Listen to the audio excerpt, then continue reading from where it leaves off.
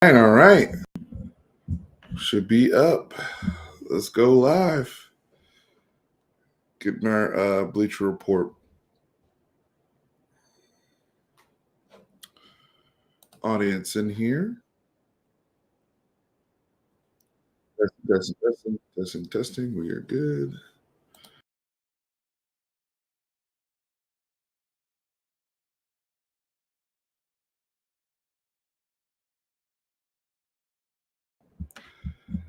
Hey guys, Steven here, Fanatic Perspective. This is your Bleacher Report post-game show for the Texas Longhorns. Impressive shutout victory tonight over Sam Houston State, 55-0. I predicted before the game that, if things are rolling right and we feel good, that Art should come out, throw for 300 yards, and have 5 touchdowns. And ladies and gentlemen, that's exactly what he did. So very, very just my personal thoughts as you guys come into the chat and let us know how you're feeling. Let us know where you're at on things. I'm encouraged, right? I mean, we knew, I think we did a good job of setting expectations of the struggles of Sam Houston State, rebuilding 65 new players, new coaching staff, a lot of young guys. They're terrible. We knew that. Totally understood coming into all of this, right? But we were struggling to execute against air, quite frankly. No disrespect to San Jose State or UTEP. Like we had been struggling to execute literally against air. So I thought the first drive was a little bumpy offensively, but after that, when Arch had the ball in and, obviously got screaming and everything, it felt like we got right back into we got into an actual rhythm today. Arch was making his throws. The layups were there. And then as the layups started to come, you started to see the arm talent that we were excited about last season. You started to see some more tight window stuff. And then obviously the deep post that he hits to Ryan Wingo,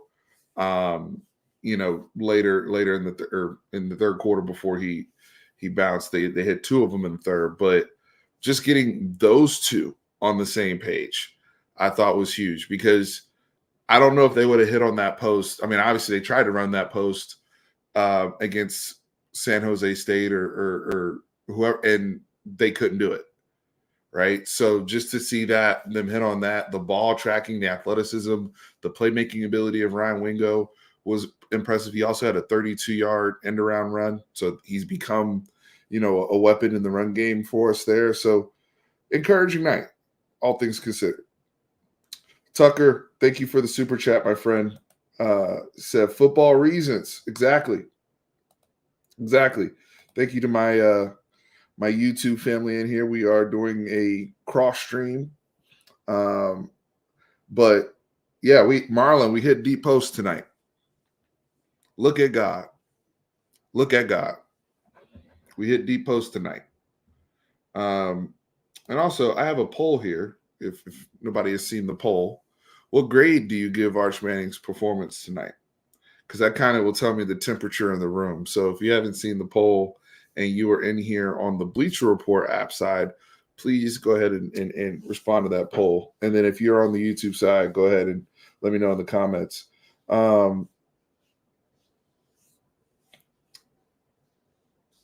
Arch got himself going. I tweeted how I felt about the whole, him standing over a future enterprise employee isn't, whatever. But if that's what's going to get you going, bruh, to be making your throws and to be an athlete and to run the football like the athlete we know you are, there's not a lot of guys that can flick their wrists on deep posts and hit and just layer a ball 60 yards.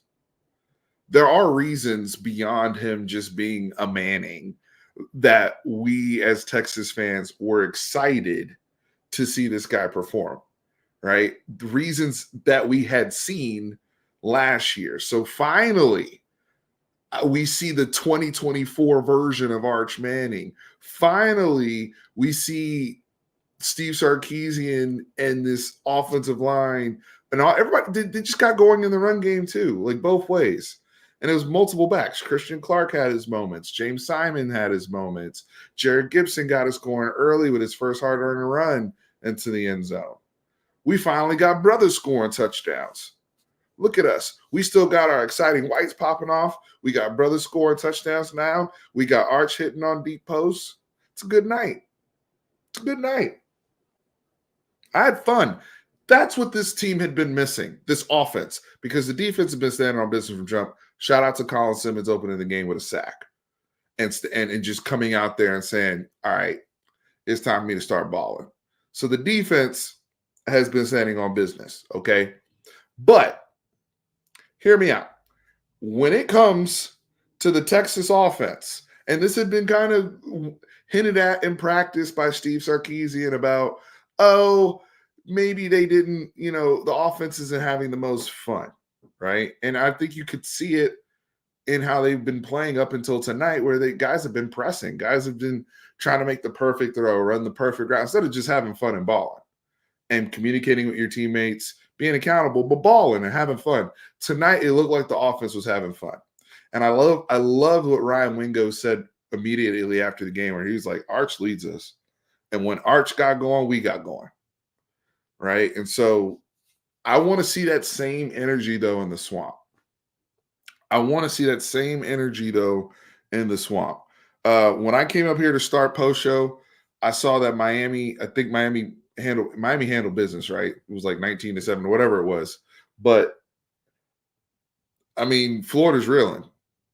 That's 3 L's. Y'all better be number 4. And now you have the muscle memory there to where I don't want to hear we should be ready to go. We're going to get Trey Wisner back, by the way. We'll see what happens with CJ.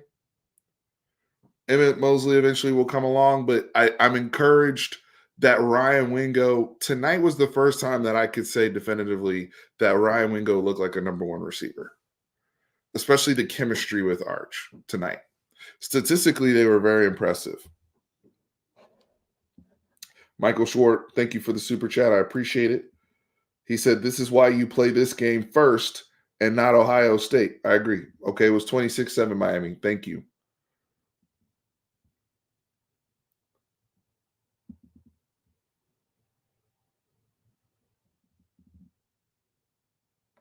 So, look, overall, I'm encouraged. But we want to see that same energy in the swamp. We want to see the same physicality that I thought we started to get with the offensive line. I'm excited that Nick Brooks was able to make his debut tonight. Nate Kibble looked good out there to me. Connor Robertson getting the start at center. So, hopefully that momentum can continue. I was a little frustrated with the fact that we were still getting congested at the goal line. I don't know if that's just a me thing, but it just seems like we're still not able to get, especially on first down runs, the push that we're looking for. Bro, you've commented the same thing 3 times, bro. Come on, man. I know Bleacher Report. We have more to say about the game than the Sam Houston State thing. I've already acknowledged that. Come on. Don't waste people's time, especially mine. That's why I got the poll up. Let's push another poll. How about that? What unit was the most impressive to you guys tonight? Because the defense did get a shutout. And I love what I saw from the young edges. I love what I saw from just the overall energy. I thought the energy on defense was actually better to start the game than it had been the last couple weeks for me. But for them to continue to do what they do, I mean, to be Sam Houston State, had their quarterback back. Some other guys were playing, like the other teams they were playing freshman QBs. That we at least got to see their main guy. The other thing is Phil Longo, bear raid offense, everything he's been doing. Phil Longo has a reputation as an offensive guy, right? And so, I'm not going to say that they had the level of difficulty was crazy for the defense. Let me be clear. Wasn't crazy, but they continue to play good ball. And the reason why I'm kind of talking about the defense right now is because I know a lot of people are going to be excited about Arch, going to be excited about Wingo getting their stuff together, all those things, and that's dope. They did it against probably the worst pass defense in the country at the FBS level. This team would get cooked and lit up by FCS schools. Okay, but again, we were struggling to do it against air, so we got to call it both ways. But Sam Houston State is the worst team we've played in the Steve Sarkisian era, and it's not close. If you know what's going on and you keep up with recruiting and how these rosters are done, Sam Houston State is the worst team we've played collectively in the Steve Sarkisian era. And we didn't. I'm glad that we didn't allow that to break focus or anything like that. We just went out there and handled our business. I know some of you were texting me during the game in regards to the defense that at least during the times y'all were texting me that the pass rush wasn't enough. I know we had 2 sacks at that point, but then, Brad Spence started getting active. I've told some of you brothers out there and sisters that Brad Spence has been better than people think. Like, you just haven't seen him get a whole bunch of reps. And I know he was going off against backup tackles and all that, but yeah. Oh, yeah, Jelani McDonald. Jelani McDonald looked like he jumped off a trampoline for that pick. And it's funny because Jelani McDonald was the one that had that picture in the offseason of him high pointing a ball, and Texas was pushing that out and all that stuff. And it was really, really athletic. Well, I mean, that I'm like, when you see somebody jump like that, it looked like Cam Coleman versus when he was out there cooking them OU people. Justice for Auburn, by the way. The boys got robbed. That was a nasty highway robbery that happened in Norman, Oklahoma. Don't let those OU fans gaslight you into thinking what it wasn't. That was robbery, but we here to talk Texas. Yes, Jackson. Yes, sir. Landon Jackson was really good. But I will say the pass rush, I agree. I agree, said. Some of the pass rush. Some of the pass rush, even though we were getting stops and we were getting off the field, it did feel like Hunter Watson had a little bit more time than we'd like. Even some of the times that they sent a little bit of heat, it wasn't. We weren't as spicy as we would have liked to see. I think. I don't think we were as spicy as we would have wanted to see pass rush wise tonight. But that's to me, that's nitpicky because again, when we get into conference play, I will say this. I do think that we will see a more aggressive pass rush when we play certain teams. And I do know that PK holds heaters for certain situations and for certain teams. So again, you'd like to see the special, guys just being able to shed blocks and consistently get back there and wreak havoc. I mean, but I think it's going to come. I don't think that they're bad or anything like that. But I know what this season was promoted in terms of, does Texas potentially have the best pass rush in the country? Does Texas is this one of the best pass rushing groups we've ever had, at least since Ed Reed and Jackson Jeffcoat 12, 13 years ago? Like, is that? So I know what we still need to see.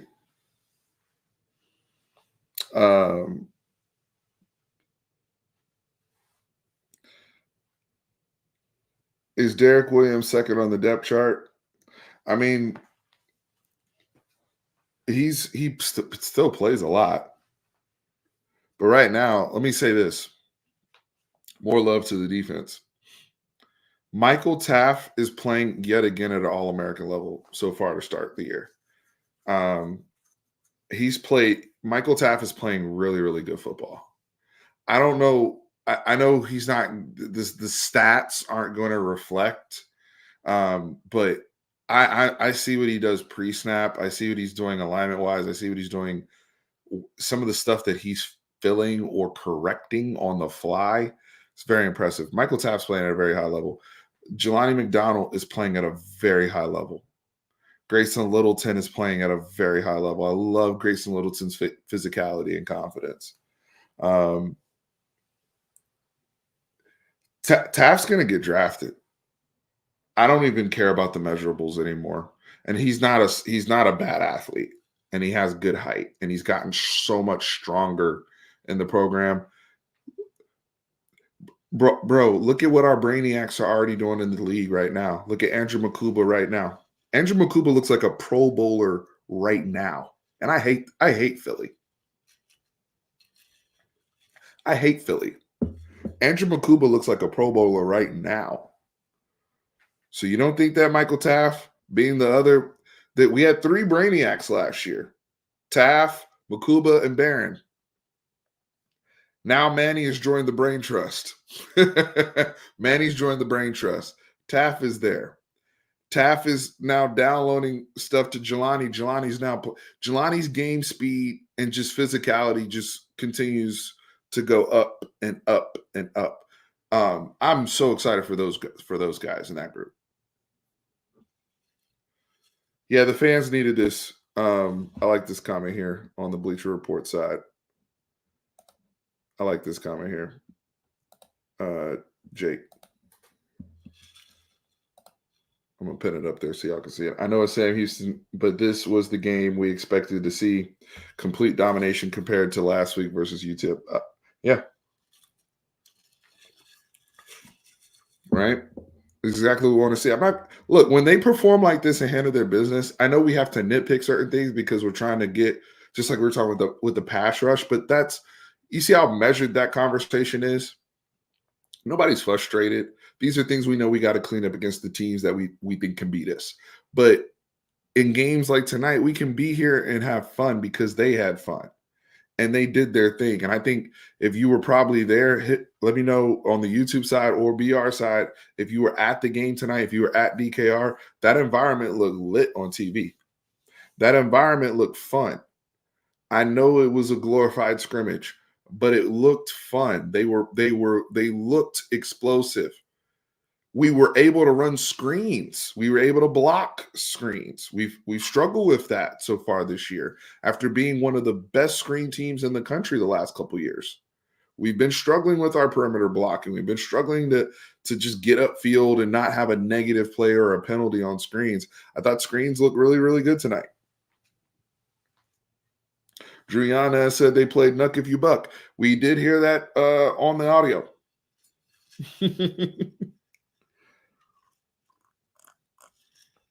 And here's the other thing, too. This week, Tran's real big on this, and I can't wait to talk to Tran and when we have our conversation. But Tran's real big on this. Did we get better the next week? Are we getting better? Are we getting better each week? Because Tran's whole thing is, and I agree with him, it's a marathon, and I'm trying to be the best team. Obviously we got to win our games and win enough games, and we can't fall behind. But his whole thing is like, I want to make sure we're ramping so we're playing our best in December, January, blah, blah. And I agree with him on that. And I think today you can honestly say that. And we haven't been able to say that yet. This week, I've seen strides forward regardless of opponent. I thought they just had a better concerted effort to start the game with great energy and dominate the first period of the game, right? Coming out of halftime, that's the best we've looked coming out of halftime in a while. These are good habits that we got to build on. These are good habits we got to build on. Coming out of halftime, we're hitting shot plays.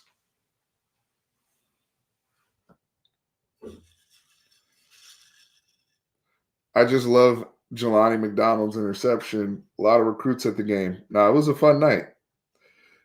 It's a fun night. Look, OU Devon Jackson said, "I've been telling my OU friends, you didn't want to see Texas put it together. No matter the opponent, Texas is getting it worked out will hurt the SEC." Good comment. There's still time. There's still time to. I know we can't fix everything, and there's certain things that are going to be weaknesses of ours. Every team has them. We have ours. But if you get Arch playing like that consistently, where he's hitting those things, he has chemistry with Wingo. We already know he has chemistry with Parker Livingston. We already know he has chemistry with Jack Andrews.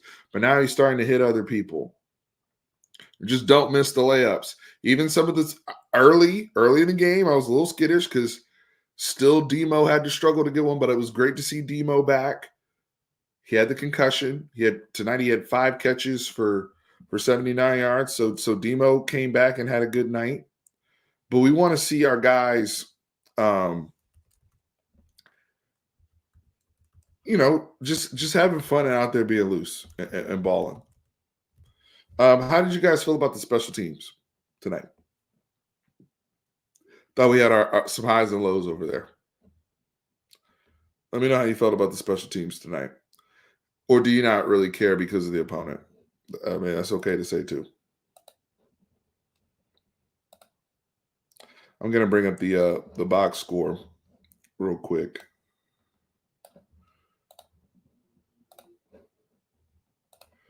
So we can look at some stats.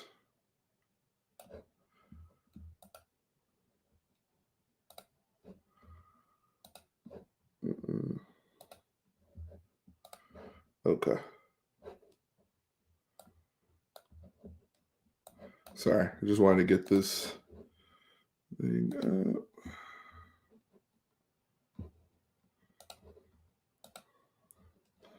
So let's look at some stats. It's a good night for Arch. Shout out to Matthew Caldwell and his long run.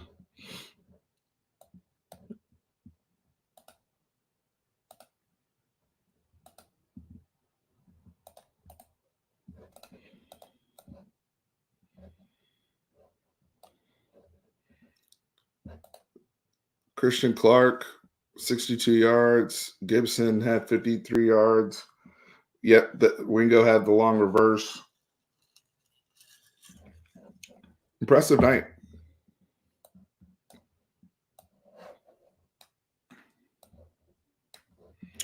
Denver Dunbar, thank you for the super chat. Arch started the game with his throws being short of the wideouts, but it seemed like he got his rhythm and didn't miss open receivers this game. I completely agree. Completely agree. Yeah, the cameraman was struggling a little bit today. Did anybody else peep that?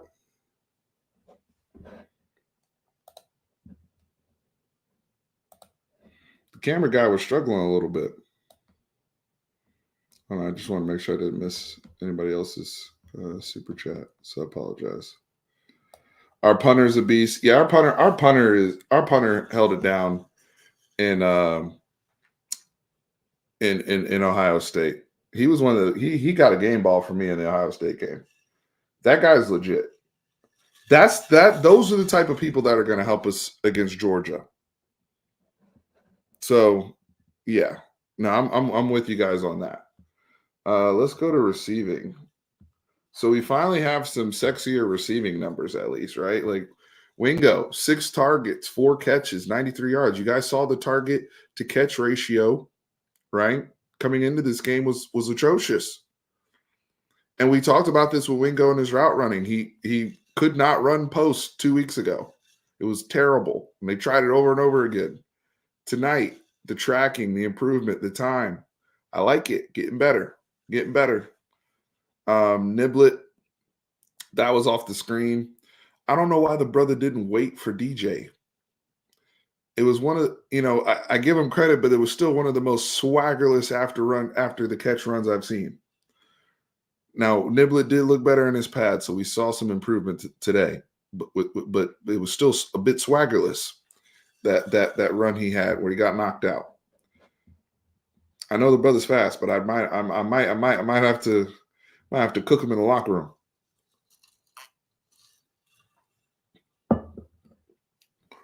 Trey Owens is hitting the portal. Yeah, that's tough. That's the that's a tough break for Trey. He didn't get in. KJ Lacey got in. Once Matthew Caldwell showed up, we knew somebody was going to be the odd man out because they wanted a veteran on the team. Now, I did not know Matthew Caldwell. I was not familiar with your game as a runner, sir. But now I do hope that Matthew Caldwell, one thing I do ask of him is he needs to hit the layups when he comes in too. He missed a couple throws. I thought Aaron Butler, that one target he did get his hand on, he had an opportunity to get a touchdown. But shout out to Aaron Butler. I think tonight was his first catch as a Texas Longhorn. One catch for 17 yards. Jamie French got his first catch as a Texas Longhorn. Khalil Lockett, that's a -10 because the perimeter blocking was trash when they called that screenplay. That's what we've been talking about. Why don't they run more screens? That's been one of the examples there. The perimeter blocking was absolute trash when he got that play. Let me see the comments here. He would have cribbed it if he had sleeves on. Y'all stupid. He would have cribbed it. He would have cribbed it if he had sleeves on. I said, bro, it's accelerated. Why did he cut that thing back? Why did my man cut that thing back? Hey, but you know what? Arch's numbers right now, if not, I mean, this really makes up for the UTEP game because his numbers were still kind of nasty. But now Arch's numbers don't look that bad for the season. Not terrible compared to what some of these other guys are doing.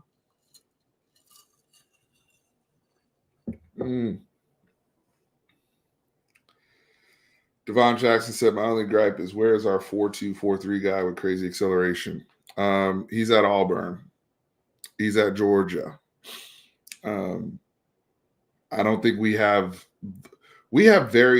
more than enough explosiveness on this roster. Let me be clear. I know you guys, Austin said, check my text. What the hell happened?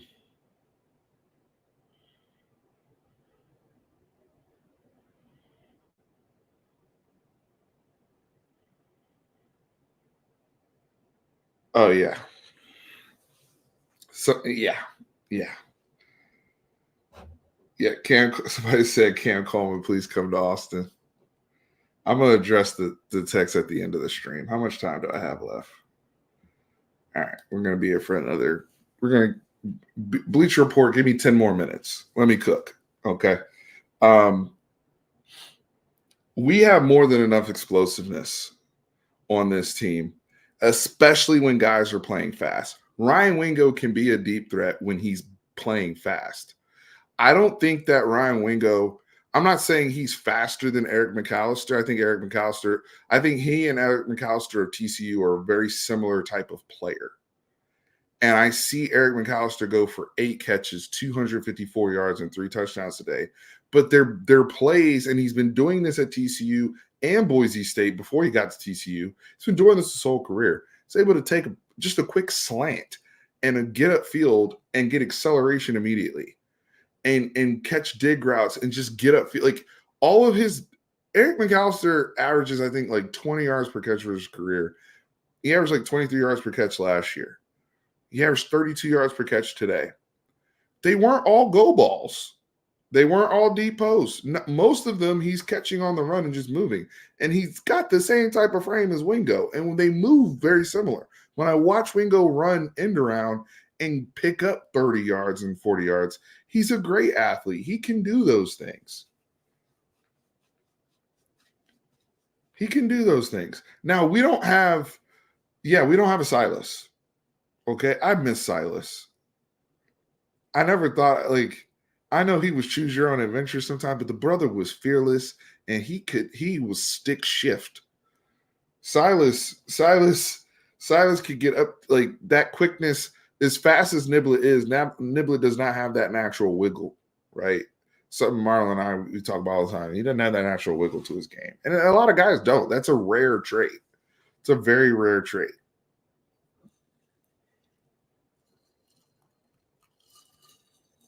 So I did see that, for those of you who have been arguing with me on Twitter,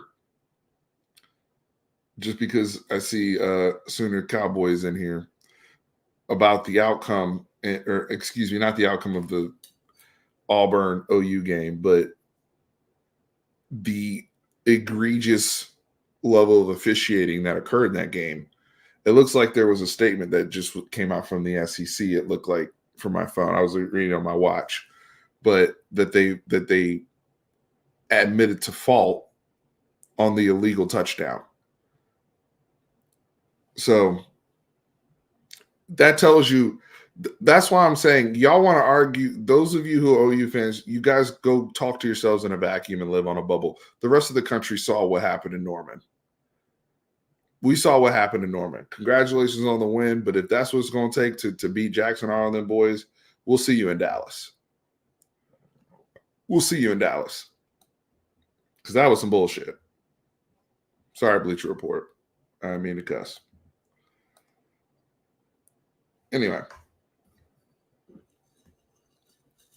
It feels good. It feels good to flex. It feels good for this team to come out and play good ball. Oh yeah, shout out to KJ Lacey. I mean, I know he's small, but that's what Sark was going to get with Bryce Young when he recruited him before he left Bama. So I mean, KJ's a baller, like they said, with the numbers he put up in the state of Alabama, all the things he's done.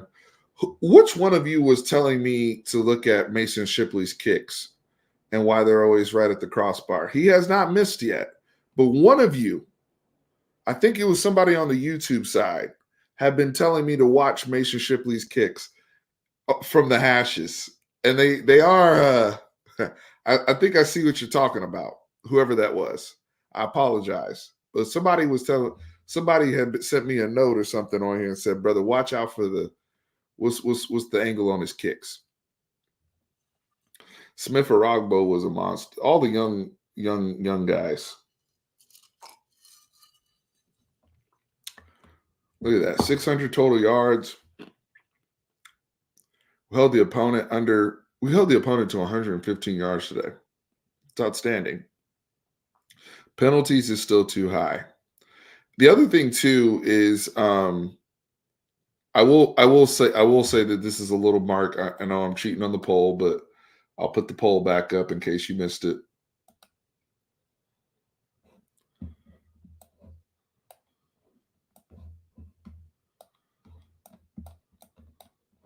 But this may influence the defensive side, but hear me out. I wish they got more turnovers.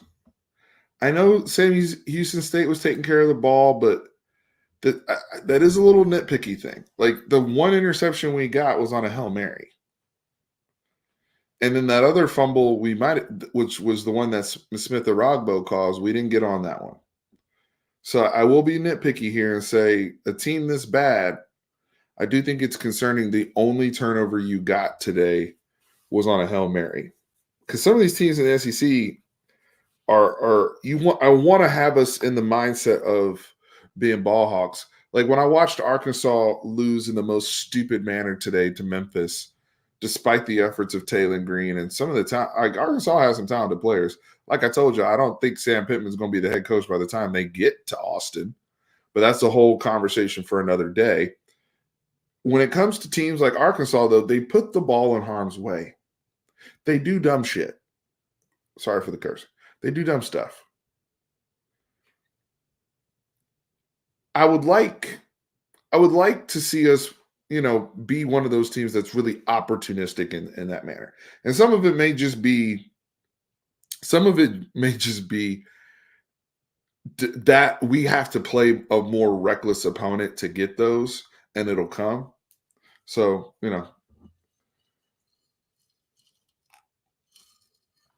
yeah, I agree, Bones. I agree. That's also, hey, that's fair. That's fair. He said Sam's their passes were so off target, it's hard to accept the ball when it's not even thrown near you. Seems like the only good balls they were throwing were to the running backs, which I now, after watching this game, understand why Sam Houston's leading receiver on the season is a running back. Arkansas beat Arkansas today. Facts. Facts. No, Mateer is reckless. And he has shaky mechanics. Mateer has some of the same type of misses that Arch has sometimes. The difference between them has been the only difference, honestly, and I've told my other friend this before, with the way because Mateer didn't play that well to me today. He didn't look like the boogeyman that he looked like against Michigan in the Michigan game. He didn't. He didn't. He obviously played well enough to win, considering the circumstances, but he was not a boogeyman today. But he is a gamer. I agree, Sooner Cowboy. He is a gamer. But my point, though, is the difference with Arch and Mateer, to me, has been confidence. That's been the biggest, because the confidence I saw from Arch today, that's the guy that's able to flick his wrist and hit deep post 60 yards and drop it in the bucket. There's some throws. Some of y'all are going to get mad when I say this, and I can't wait. There were throws that Arch made today. There have been throws that Arch has made this season, because if for you Pro Football Focus junkies, I know some people got mad when Nash tweeted it, but it's true. Arch is one of the leaders in the SEC in big time throws. If you don't know what big time throws are with PFF, go look it up. All right, but the high level, high caliber, tight window, arm talent type throws. Arch has made throws that Mateer can't make. Seriously. He has made throws this year that Mateer doesn't even have the arm talent to execute. It's a matter of confidence. Mateer, what I love about him is he plays, and I mean this in a complimentary manner, and hopefully people get it what I'm saying when I say this. When I watch Mateer play quarterback, he looks like a shortstop to me in baseball. He has a swagger of a shortstop, the leadership of a shortstop, the quirkiness, the sidearm stuff, the creativity, like the things you want from a high-end baseball shortstop. That's what I see a lot of that in John Mateer's game. I do. But he's also reckless. And he's got crazy, wonky, funky mechanics. And it causes him to miss things. And he doesn't stay on script all the time within the framework of their offense. But there are things that Arch has from an arm talent standpoint that are well superior to John Mateer, but Arch don't have the confidence all the time. When Arch is confident like he is tonight, he can run like that. He can throw like that. He can do all of those things. Arch is already very good at avoiding sacks.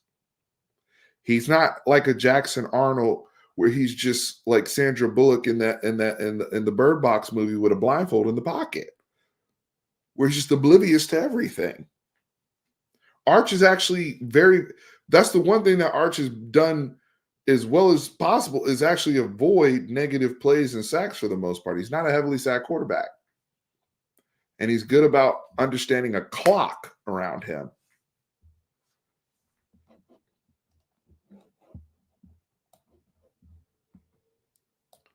Now, the film is out there now.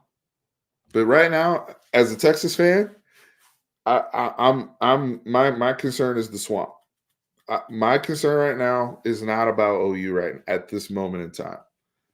We'll get to Dallas when we get to Dallas. Right now, I'm focused on what we need to have that same energy in the swamp. Because here's my thing. If we go down there with the same energy and we show a much better product on the road than we showed in Columbus, and we beat a team that we should beat in Florida, a team we should beat in Florida, Then I go into Dallas feeling very confident. Then I go into Dallas knowing, okay, my team is waking up. That's what I need to see. Florida will help me for OU. That's the way I look at it. Florida will help me for OU. I'll have everything I need for Dallas if I can get through the swamp stuff. You know, Seti, how many coaches, over under 2 coaches getting fired before we play them? Because I don't think Sam Pittman's going to make it. I don't think Sam Pittman will be the head coach of Arkansas by the time we play them, unless they just let him be a like. There's some things that are. Billy Napier's on loss number 3. They're 1-3, right? Florida's 1-3 now. Their only win is against Long Island. Long Island. They lost to South Florida, correct? They lost to LSU, correct? And then tonight, when they just lost to Miami. That's nasty. Yeah, Billy's in trouble. They finished last season on a 4-game winning streak coming into this season. So essentially, here's the thing. I think because we both have bye weeks, Billy Napier will still be the coach, but we may be the team to get him fired. Is what I don't think that they're going to fire him. I'd be surprised if they fired him right now. That'd be kind of crazy to fire your coach before October. And then all them boys start hitting the portal. I mean, but then again, who was it that just fired their coach? UCLA? So UCLA they just fired their coach.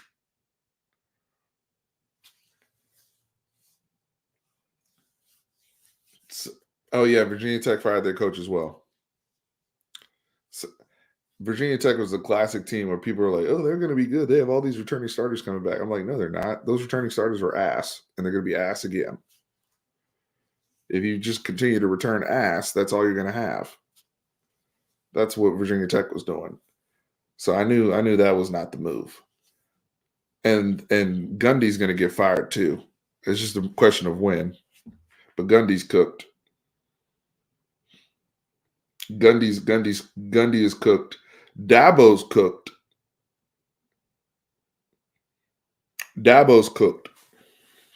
But Dabo's not going to get fired. Gundy's getting fired. There's some spoiled milk around this country. I think Billy might be close too. The one thing you got to look for is, are the kids still playing for the coach? Are the kids still playing for the coach? When it's obvious that Dabo's not going to get fired. He just won the ACC last year and he made the playoffs last year. But how much money has Cade Klubnik lost? They're going to have to do a whole fundamental reset of that program.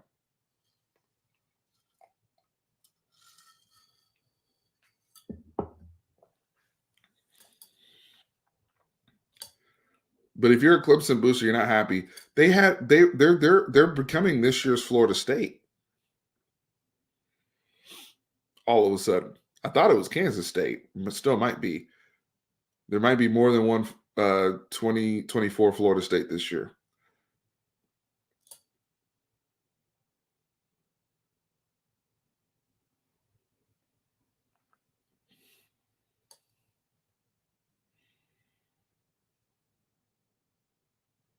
Anyway, I'm going to wrap up stream here because they have let me extend my stay. But I appreciate you guys coming into the chat, the super chats tonight. I had to cover I had to cover Big 12. Come on, man, for Bleacher Report. I had to cover Big 12. I will say I had Texas Tech. I think that was Joey McGuire's most impressive win today against Utah. At Utah, I had Texas Tech in our Big 12 preview going 10-2, and one of their losses was to Utah. They have already gotten past that. I think they look very good today. They impressed me. Hit the like button. I appreciate it. It's free to show love. Those of you who are on Bleacher Report, go find my channel, my YouTube channel, Fanatic Perspective. We cover Texas football. We talk about boxing. We talk about Cowboys football. Just a fellow fan here in the bleachers talking ball with you guys. So come over to YouTube if you want to keep up with me regularly.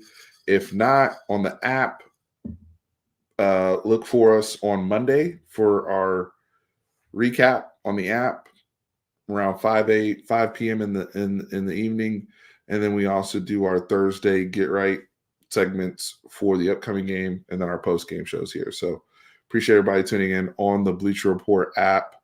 Thank you to my YouTube family for tapping in. Tonight was a fun night. That's the word of the night. If a word gets a game ball, it's fun. I think collectively this was fun. We'll go back and crush the tape, see what we can do and all that type of stuff, and have a more, grounded thing. But I'm not going to beat this team up too much tonight. I thought they showed a lot of promise. I love what I saw from our young guys. I love what I saw from Arch. Great confidence booster. Go have fun tonight. Great momentum heading into a bye week. Now let's go carry that. Let's go keep that same energy in the swamp. And you might be able to bury them Gators. Them Gators might be ready to get buried. But you're going to be playing a desperate team.